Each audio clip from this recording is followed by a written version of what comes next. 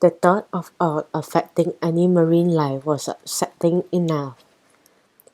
But Bindi had been thinking constantly about the beautiful humpbacks that cruised the local waters until the rescue crews arrived and the oil spill had been cleaned up or at least contained. She wasn't going to be able to relax. After speaking with the Coast Guard, Captain Washington thought it was best to return to Mululaba. He'd been in contact with the wildlife hospital at the Australia Zoo, and they were on standby to deal with any animal casualties that might result from the spill. Unfortunately, this was not the first time there had been an accident like this in this area, and the vets at the hospital were experienced in dealing with all affected wildlife. As Steve's Whale One motored back up north, Bindi and the British twins were put themselves on a marine wildlife duty. They rustled up another 2 pairs of binoculars and scanned the waters, keeping an eye out for all or any sign of movement that would indicate some type of underwater creature or bird was getting too close to the oil. Both Andy and Caitlin were curious to know more about the effect oil spills could have on marine wildlife. Bindi told them what she knew. Birds and marine mammals won't necessarily avoid an oil spill. She told them seals and dolphins have been swimming and feeding in near oil spills in the past. Why? Asked Andy. You think they'd instinctively know to stay away? Bindi frowned.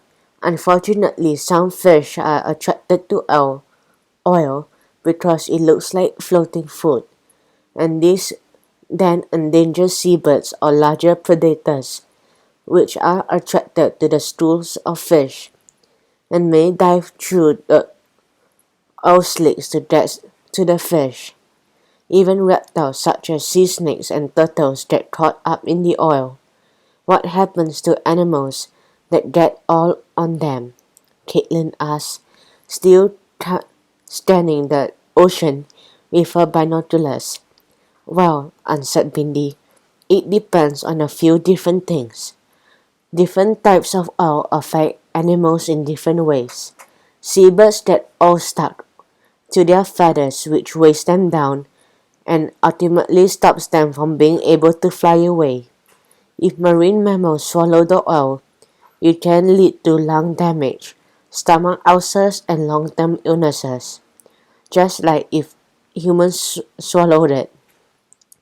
It was very sobering discussion. Andy was still not feeling very well, but the situation made him feel even worse. Matt Jake came out on deck to bring 3 children cups of hot chocolate. How are you doing, kiddos? He shouted. He asked. He handed them the drinks and noted their downcast expression. Look, I know it is tough, but remember, we've probably saved a large area from being contaminated by notifying Santiago-san of the problem. He spoke. The whir of helicopter flying overhead could be heard. They looked up, and the rescue crews are all on their way, thanks to us, added Magic. Although that looks more like a news chapter. I know, said Caitlin. I just wish we could. She was interrupted by Bindi yelling, No. What? What is it? Cried Andy. Bindi was furious. It's Ash and her calf. I can see them swimming over there. And see over there? She was pointing to a slick dark patch about half a mile or so from the mammals. That's all, and they're heading straight for it.